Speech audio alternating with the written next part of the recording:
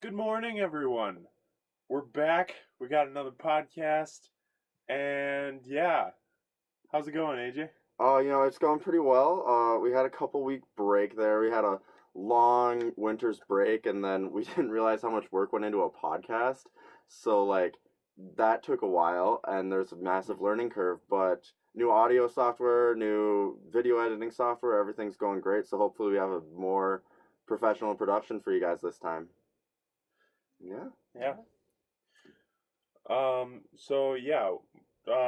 If you're new to the channel, make sure to like, comment, and subscribe. And if you're old to the channel, also do the same. Old as in like 1 week because that's how long we've been alive. Exactly. We were very happy with how the last video went, and we thought we'd give it another shot. So here we are. And I'd also like to extend a thanks to everyone who came out and gave positive support and everything. Your comments, Snapchats, direct messages, everything was greatly appreciated. And I really enjoyed all of the feedback you guys gave as well. Yeah, no, it was super cool, super cool. Really excited to talk about some more things and just have a great time. It's awesome. Yeah. Yeah. All right, guys, welcome back for some more deep shit. Oh, wait, that's copyrighted. YouTube don't copyright this. All right. So what are you talking about today, Wes?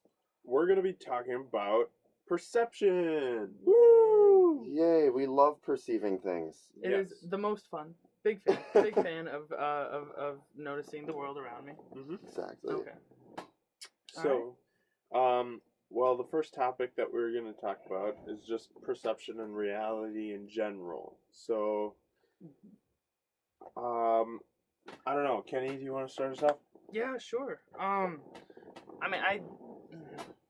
Kind of, going off of a lot of the stuff from the last podcast. I think the way in which we see and react to the world around us is very fascinating. Mostly because, we all think we're perceiving like the same things, right? Mm-hmm. But, each person may be perceiving the external world slightly differently. And there's been a couple really cool examples of that I've found recently. I've been in a couple of psychology classes, not a ton, but perception's a really, really big thing they talk about in those. And just like our attention spans in general are really not that good. So I just think it's really interesting how, when we're perceiving things, there's the stuff that we're actively looking at and focusing on, but then there's, all the other stuff that our senses are taking in all that information and integrating it and processing it, but we're not even aware of it. So how much of perception is like conscious versus unconscious, I think is very fascinating. Yeah. I was gonna say, kind of building off of the same idea, I really enjoy those mind games that play on perception and reality, because our brains freaking suck at perceiving anything. Like, we were in speech class the other day, and there's this cool one where there's a trapezoidal window, but it's held at an angle and it's spinning. And because every window we've seen in our lives is a rectangle, we just think that it's a rectangle, and our brain can't see it as the trapezoid. Even they stop it, they show you it's a trapezoid, and then they spin it up again, and it's still a freaking rectangle. Right. And it's one of those your brain makes so many assumptions in a day that it's crazy. Another one that happens is when you are leaving a car or something is probably one of the most easy examples. If you're looking across a parking lot and you see someone shut their door, and then you hear the noise that happens along with it, that nice slap when a door closes. Those happen at those stimuli reach your body at a completely different time. But since your brain knows that they are tied together and happening at the same time, you see them as happening at the same time. Your brain doesn't want them to happen at a different time. Yeah, it's there's an experiment you can do online. I think it was on the show Brain Games. Oh yeah. And they had you, if you listen with your, I think it was, I forget how they did it, but it's if your eyes are closed and they're like, and the person's do it like, you know, and this is when it's gonna happen, and then there's a huge delay before you hear the like bang or the shut of the door, but then like if you're staring at it, it happens immediately, Right. which is super weird. Like how your brain, you know, binds together like the visual and auditory information, and Yeah, that's interesting. That's really cool. very much so. Yeah. It's like as you're walking down the street, you're not gonna take notice in the house. Like there's a house right next to you, and for example, that house's door is the color white or something like that. You're not specifically gonna like recall that, but you always know that, if that makes sense. It's like you see something enough, but you don't consciously think about it, where it's just like, oh yeah, like I know what color that door is, or something like that. Or example, if someone were to break, I know studies like someone like were to for let's go with your example, slam a door shut, and you completely muffle the sound so that you can't hear the door slamming shut, people still think that they've heard the door slamming shut occasionally, right. because it's just the sound that a door slamming shut would make, and people assume that that's what sound is being made right at that moment. That's cool. So just the concept that like even though something might not happen in the world, we just like have seen so many things that we assume that that's the way that it happens, but it's not always the way that it happens. You know? I remember. I can't remember. Did I talk about like the whole like brain as a prediction engine last time? I don't think so. No. Okay. All right. So here's the thing. Okay. So I was listening to this TED Talk a while ago, and anyone who knows me, who's known me in the last 2 months, knows that I freaking love this TED Talk.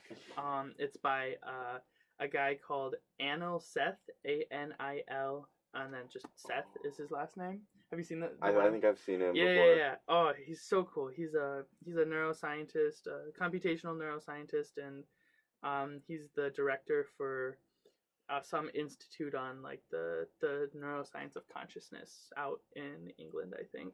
Anyway, # not sponsored. Yeah, no, he's just a really cool guy, and I want to work in his lab someday. It's fine. But basically, what's so super cool about this is you know, he was the person who first brought to my attention the theory of the brain as a prediction engine. In that, you know, our brains are constantly receiving this information through all the different senses, but our brains can't see, our brains can't hear. You know, it's just a 3-pound ball of jelly rattling around between your ears. All it can do is try to make sense of all the electrical signals that are coming in. And so, as the theory goes, what your brain does is it tries to predict the source of that, right? So you're getting this visual information, which is lighting up the like occipital cortex, the kind of back area of your brain, and then your brain tries to like, you know, process and lump all that information and predict what it sees. And then so that's kind of what the brain does. And then so that's kind of like how the prediction part of it works. But then based on, you know, the brain can't do it right all the time.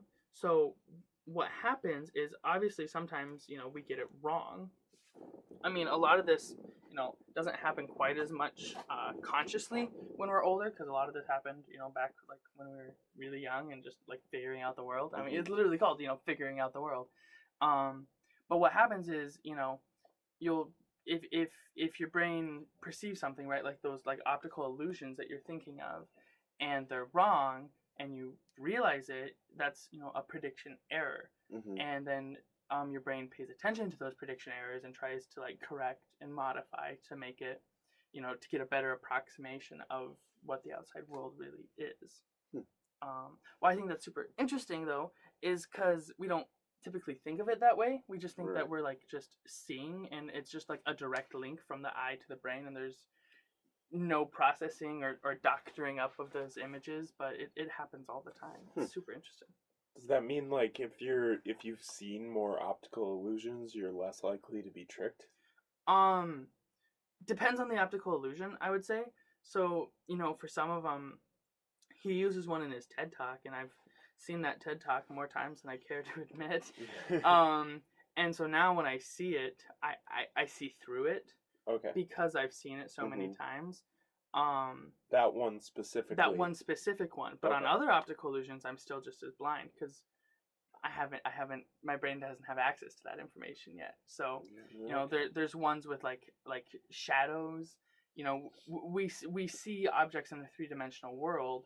So when things are put on the screen or a piece of paper with shadows, we can kind of perceive them in 3 dimensions. That's how a lot of optical illusions work, is they mess with shadows and they distort your perception. The same thing can happen with like audio information. I won't spoil it from the TED Talk, but he does a very, very cool bit with how...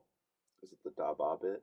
No, it's a different one. It's a different one. Really? The Daba bit is really cool, but he basically says a string of what sounds like gibberish because you can't tell, and then he tells you what it is, and then you go back and listen to it again, and it like makes sense, and it's super cool. It's super, super cool. I don't know. I'll get off my tangent of this perception or this this TED Talk, but anyway, it's super awesome because it just shows us as an example of how, kind of like what you said, our brains are really trash at like perceiving a lot of things. And like they're the best thing at perceiving. You know what I mean? So like, I want to be like, come on, brain, do better. But I'm like, I couldn't do better. My brain's doing, it's doing the best it can. Right. It's kind of like the like Yanni versus Laurel. Yes. And then exactly. Is the dress white and gold, or is it Exactly. blue and black? Exactly. Instant dislikes on the video for picking up the dress.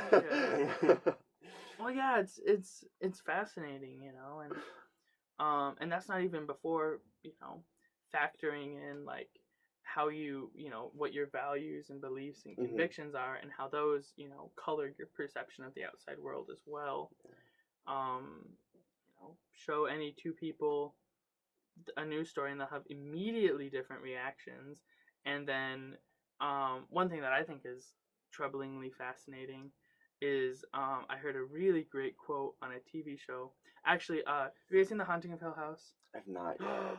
Oh, okay. All right. It's on the list. It's so good. All right. Small tangent, okay? So The Haunting of Hill House, I'm not a horror guy. I get scared so easily. But I watched it recently. My girlfriend was like, Kenny, we're watching this. And I'm like, okay. So anyway, it was super good and really scary. But the quote that really stuck out to me is the phrase, "We pay attention to facts that confirm our worldview." And I was just like, holy shit, that slaps. It's so eloquent, but really well stated, and it goes with this whole perception thing, right? Right. We, if we predict the world around us, which I think we really do, we pay attention when it's right. Right, exactly. And if it's wrong, if we're, blind to something, we typically just don't pay attention to it because we like to be wrong, whether that's consciously or subconsciously. I think it's super interesting, and the downstream effects of that are kind of scary, but which I think is kind of interesting and like begs the question that one of my friends, Natalie, brought up to me, and it was, are we all actually living in the same reality? So like, in my mind, like, we're definitely all here at college, right? But like, in your mind, like, maybe that's taking us somewhere completely different, like, based on your perception, or just little things like that, just butterfly effect within your mind. It's kind of a very weird concept, but it's very interesting. Like, everybody's, like, obviously we all, like, grew up and we went to, like, school, and then we came here to college, and, some people went and did other stuff, but, like, the reason why you did that could be because you're perceiving a completely different reality than someone else, which is crazy to think about because we all live in the same world, but we can be living in completely different realities. Right. Oh. And it's one of those, there's literally no way we would know if we are living in different realities because Yeah. Right. I don't know if this is the same thing, but I kind of like bring up the question, what if we're dreaming, or not really dreaming, but what if we're living and like everyone else is just a part of our imagination? Oh, yeah. Like, Oh, yeah. Yeah. like if you're, for example, if you're in a coma, let's just say you were in a very deep coma, Sounds and fun. this was the world that you created, right? Comas are lit. And like, I can touch AJ right now. Yes. But like, I'm uncomfortable. but like, It was very respectful for the most part. 90% of rape starts on the shoulder. Oh, no. No. No, anyway, so I can touch AJ, but like, and I feel it in my fingers, but what if that's just my brain making me feel it in my fingers? What if it's not actually something that's there? And we would have no way of knowing if that's actually a thing because our brain's making it a thing. I don't know. Oh, I wish I knew more That's philosophy. crazy. That sounds like a really cool, like, metaphysical question, you know, like the Right. nature of reality or whatever. Mm-hmm. And then also like I can't say it, Epistemological. yeah, like yeah. how do we know? You Yeah. know? And I'm like, well, that's just great. Yeah, that's so interesting. And then, because just to rabbit trail with your example, you know, like you said, you can touch AJ. Everyone's touching me this Well, podcast. you're in the middle of the three of us. But like the thing of it is you know, if you zoom down to like the microscopic level or the molecular level, We can't touch each other. No, we can't. Freaking electron repulsion. Yeah, it's so cool. I learned about this like, I don't know, some time ago, and I mean, literally, none of our cells are actually touching each other. Yeah. So what makes a body a body? Well, okay, and here's the crazy thing that blows my mind too, All right. right? Electron shells, Yep. they are hundreds of miles. So, like, the electrons for, like, your hair could be in the center of Fargo right now. And, like, that's just how, like, it rotates. But, like, I can go through those electron shells, but, like, Right. what stops me from, like, going and actually, like, going inside of the electrons for your hair? It's so trippy.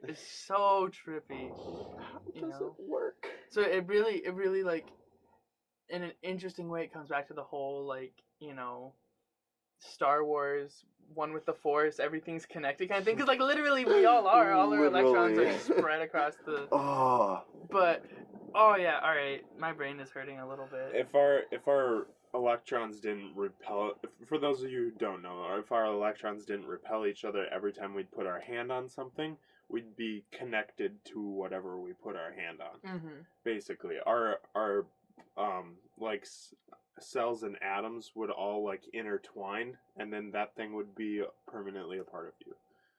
So it's a good thing. So it's a good thing. It's It's pretty lit. It's a good thing. It's hard for my, you know, dumbass 10 a.m. brain to comprehend right now. Right? Right. So that's cool. Oh. Um. And just, like, the thought that, like, this chair, I should, due to how the electron, or, like, the atoms are dispersed through it, and how they're dispersed in my hand, I should literally be able to put my hand on this chair and go straight through it. But I don't. And the reason we know that is because, you know, I forget the name of the experiment. Sorry, Miss Wheaton, you'll have to forgive me. But you could, like, they shot some sort of, I think it was gamma radiation at some tinfoil, and it was only reflected when it hit the nucleus of the foil, of, like, the electrons in the foil, or the atoms, but, like, it would go through otherwise. So, like, some would leak through, which is why, like, you know you're not completely solid, because if someone shot, like, enough, you know, like, gamma rays at your hand, which we don't want to happen, because then we'd go all, like, apeshit Hulk on this. But, pros and cons. pros and cons. You'd also have 8 doctorates, so... Right, but you also, like, couldn't be with anyone ever, which would suck. Sad Natasha. Yeah. Rip. But, yeah, like, some would go through your hand and some would be reflected, and that just, like, proves that you're not actually solid. It just looks like you're solid, and the world we're perceiving is just made out of this solid material, when in reality it's just a grouping of a bunch of charged particles. Like, everything's just electricity at some point. Yeah. Ouch. Ouch. Okay, alright. I guess I can vibe with that. That's cool. And then so how, and then I mean, it gets back to consciousness a lot of the times for me. It's like, okay, so that's all super cool and awesome, and I can get behind a lot of that. But the fact that we can even think about that or test to whatever extent we can, just that we have that higher order thinking, right? Right. That we can actually, I mean, we're joking about that we can't comprehend, but we at least know that we don't know. We're not just just running around on instincts doing what we, you know what I mean? It's so fascinating. Right. One of my favorite philosophical quotes is, the more you learn, the less you know. Yeah. And it's so true, because every time you're like, oh yeah, I learned about atoms, and then it's like, but you don't know how they work with each other, and you're like, Exactly. Yeah.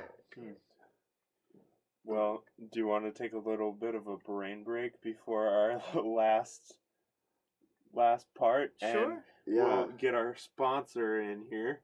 Fanta Grape. Fanta Grape is coming back, sponsoring episode 2 again. Not actually sponsored. Not actually sponsored. But if you're ever feeling down on a day, just crack a cold one, Fanta Grape, with the boys, and enjoy your life. Fanta Grape. Fanta Grape. Fanta Grape. Fizzy and tastes like grapes. Fanta Grape. What more could you want? Fanta Grape. Perfect. Fanta Grape. One of these days, I swear they'll sponsor us. Hopefully. They'll give us like Fingers 5 crossed. cents. Is And they'll Fanta be Grape like, even a company, TBH? Some questions just don't have answers, AJ. We're getting all 6s of peoples out there to drink Fanta Grape right now. Like, they've got to sponsor us at some point. Exactly. It's just a matter of time. So everyone, when you go to the supermarket, make sure to tell them that we sent you. Use our discount code of paying with cash. Discount code. All right. What's next on the topic list? So, perception of our own voice. Oh, yeah. So we noticed this as we were listening to the last video. Like, first of all, I'd like to apologize to everyone out there who's listening to my voice right now, because I think it sounds terrible on recording, and I feel like a lot of other people have that problem too, when they listen to their own voice. But maybe you don't. Hopefully you don't. Yeah, so we were just like listening to the recording, and I was like slowly sinking down into my chair because I was hearing my own voice on recording. But then I got to thinking, like, why is my voice so low? Like, when I'm speaking, it seems like it's in a higher frequency, but like when I hear it on recording, it's actually a lot lower than I'm actually hearing it. Which was a very weird topic to me. So I think Kenny tried to explain it to me. Yeah. Something about. Like... Okay. All right. Yeah. It's really cool. It's so cool. So basically, when you're talking, right, you're sending out the sound waves out of your mouth mostly. That I suppose that's tough. Okay. Let me.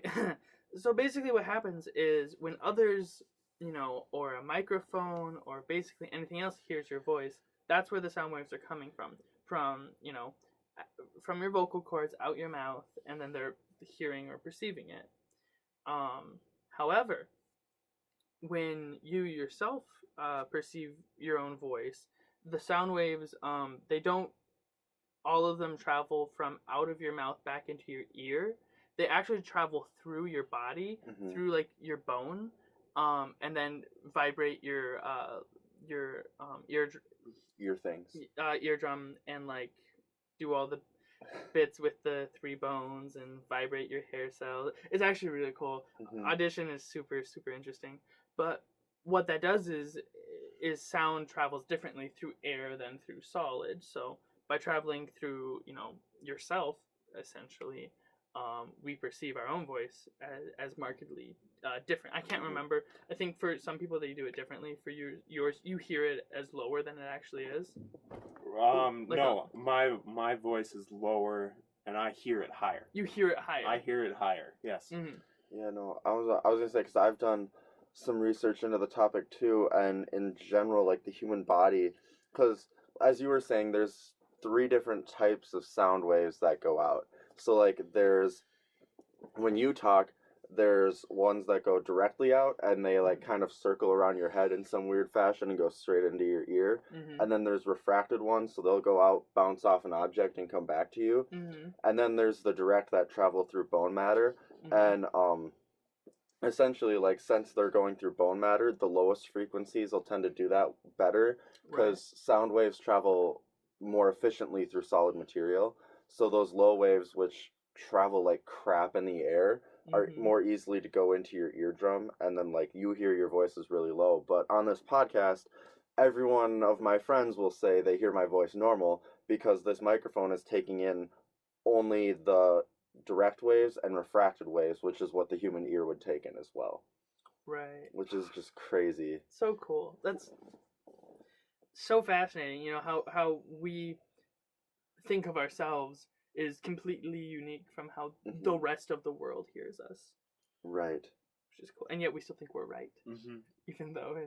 And then it like it also brings up the question, like, for a choral setting, how do you sing in tune? Because if you're hearing yourself in a different pitch, then like, how are you supposed to match pitch with everyone else? You know what I'm getting at? Oh, I hadn't thought of that. Okay. I mean, because I'm vocal music education, so I'm singing in choir. Kenny sings in choir too, but like. AJ will sing in choir. AJ, hopefully. Yeah. I have blackmail, that's fine. But when you're...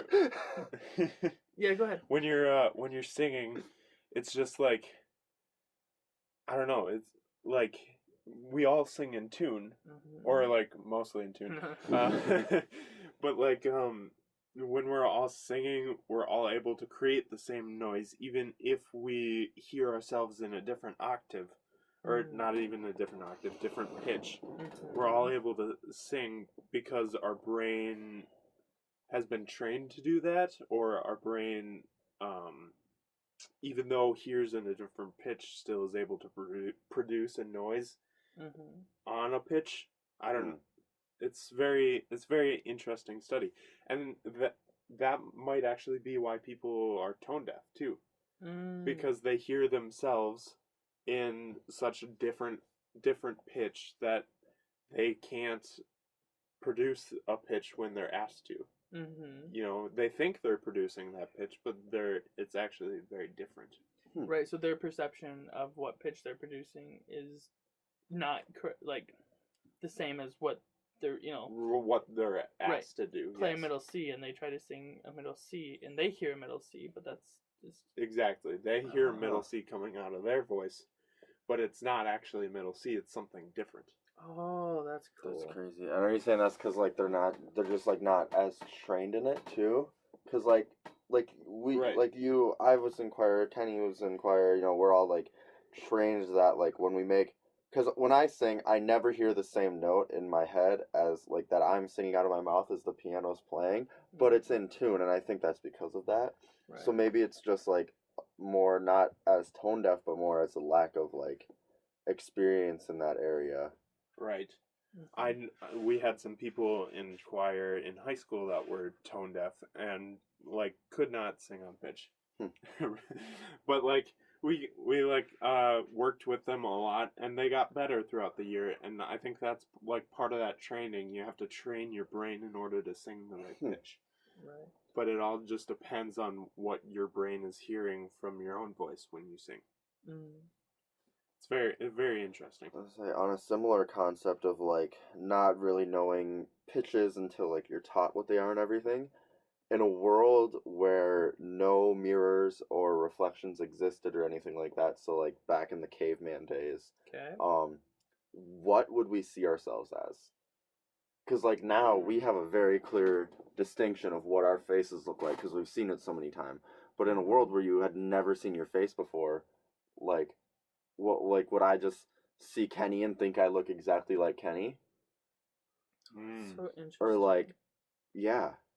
Or then what happens when you go to the river to drink and you see your reflection in the water? Right, because That's you don't true. know what that is. Yeah.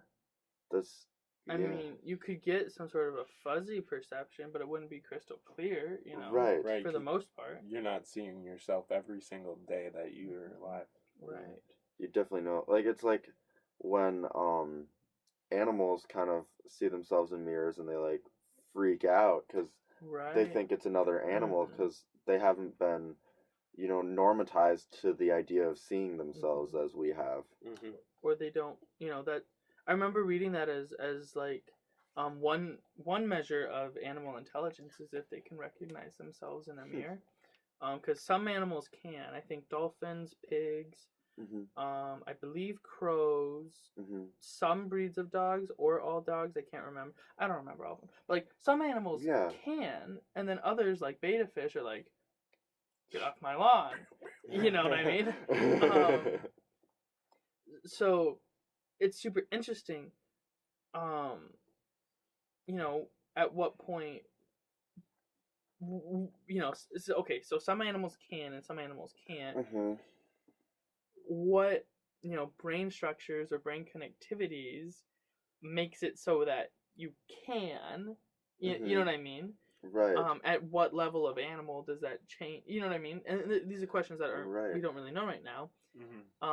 And is that a hard skill, like you either can or you can't, or is it like something that can be like, trained kind of a thing? Because even babies probably don't recognize themselves at first. Right. I don't know how, I don't know. Is it 2? Is it 3 when they can? I haven't been a baby for a long time. It's been a hot minute. It's been a hot minute. But just, going off how, I don't know, yeah, it's just fascinating. It's fascinating to think about. I wish I knew more things. Yeah, no, that's where I've always, because I know it kind of begs the question too of like, what then brings you to this higher? Because like the human race is entirely based in our distinction amongst other animal species on our ability to think and about how we think. And if animals, because like I know one of those major intelligence tests is if you can perceive yourself in a mirror, right? And then so do they then have the same like thoughts as we do, but not the same ability to like, well, because we would like, maybe the dolphins are the humans of the sea. Maybe they've got cities down there, and like we don't know. We know like 10% of what we think is available information about the ocean right now, and yeah, so there could be like dolphin cities down there, and maybe we go out to sightsee dolphins, but maybe they're coming up to sightsee us too when that happens. Right. So like your question's like a theory of mind kind of thing. Or theory of consciousness, like higher order, distinguishing between self and other, and making like the things that we say make us human kind of a thing. Is that exclusive to us or to other animals? If so, because I think we can all agree, or at least we think that like a worm or a bacteria doesn't super care a whole lot about what's going on. Yeah. But then we kill them like they're nothing in labs. Right, exactly. But then I think anyone who's owned a pet and has loved a pet can say that the pet has loved them back. You know what I mean? So again, okay, so then what's the difference? Where do you find it? How do you measure it? Right. I don't know. That's insane. It's super cool. And so there's I guess like a slew of ethical dilemmas that come into that downstream. As well as I don't know. I don't know if the quote unquote smarter animals, dogs, crows, pigs, dolphins, orcas, kind of like if they, I mean it really sucks. I guess sucks or is difficult because we still can't agree on what intelligent means for humans. You know what I mean? So like, and if we can't agree what makes one human quote unquote more intelligent, or if that is even an accurate like measurement, you know what I mean? Right. Like if we can't agree on a definition of intelligence for humans, how can we make the claim that animals are or are not intelligent? You know, it's like this weird double standard. Oh, that's crazy. Where we're saying that we're more intelligent than animals, and I think we are, but if you ask me to say so, I'm like, well, we can do things, and well, yeah, so you know, so it's very interesting. And I think until we get a more concrete definition of intelligence, that's sufficiently broad and deep, then we won't really be able to, you know, fully understand animal cognition. Right. And there's a lot of really cool research going on in that right now, but that's crazy. Research takes time. Research takes forever. Yeah. No, that's crazy. I don't know. Yeah, it kind of like similar to some guys were talking to me at lunch the other day, and they were like, "Hey, you know, I don't remember exactly what, but we got onto the topic of like Ex Machina, the movie. Oh, and then hell yeah. And then is what was her name? I can't remember. Ava. Her Ava. Is Ava a better human than humans, or is she human or anything? For those of you that haven't seen Ex Machina, crazy. Don't spoil it, but you can talk crazy about it. billionaire makes an AI robot, and AI robot is a very good AI robot. I think that's pretty good morally, or good as in being an AI robot? good as in being an AI robot. Like her AI is very sound. Very advanced. Yes. Mm-hmm. Like Siri on steroids. Literally. It's on Netflix. I'll give you guys my one piece of advice. Watch the movie. It's super good. The cinematography slaps. The acting slaps. The score slaps. The cerebral concepts, they trip me out, so I hope they trip you out too. Slap. Yeah, they do.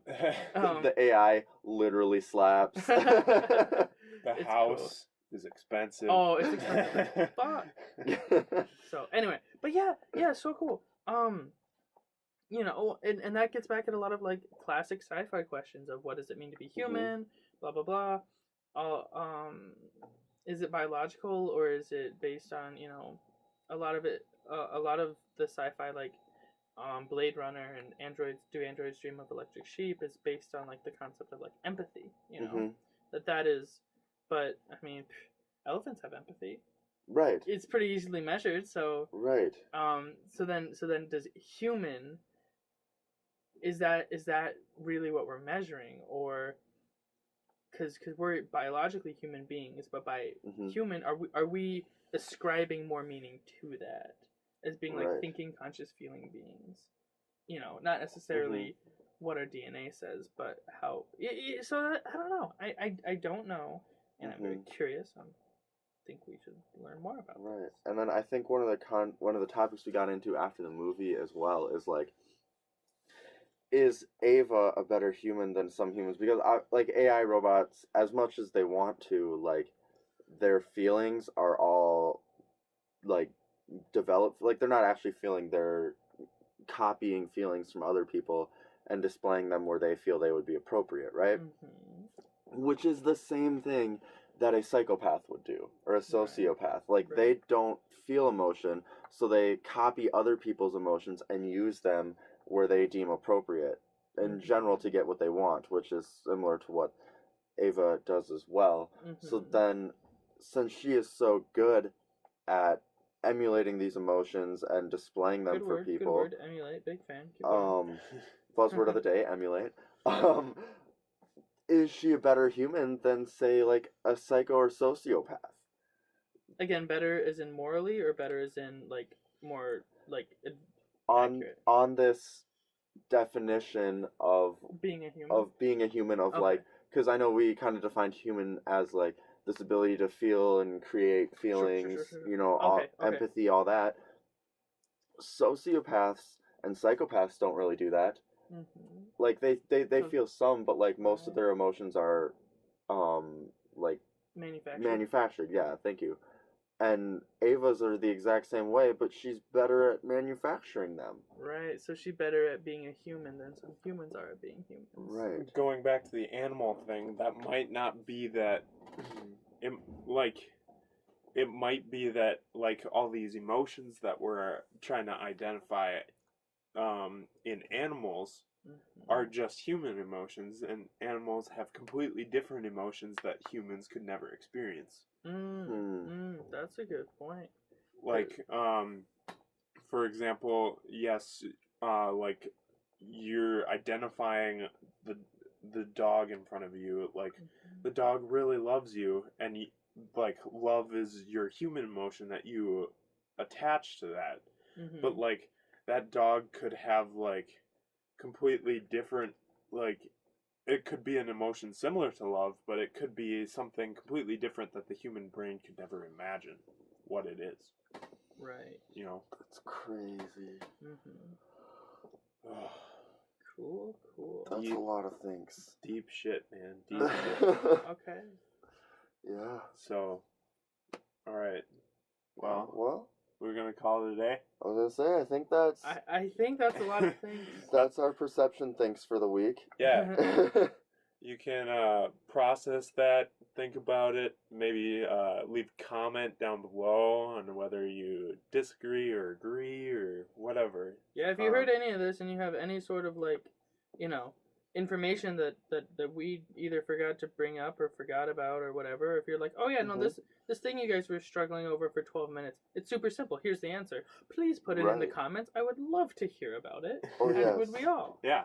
Yeah, your comments are fantastic. I love reading them, and I especially love some people like send me messages, as I said at the beginning of the video, just like, building off my ideas or anything like that, and I thought it was just fantastic. It was cool. Again, really enjoying the perception this podcast has received so far. So, yeah. Cool. Make sure to subscribe, like, share with your friends, and we'll see all you dudes on the next time of Deep Shit.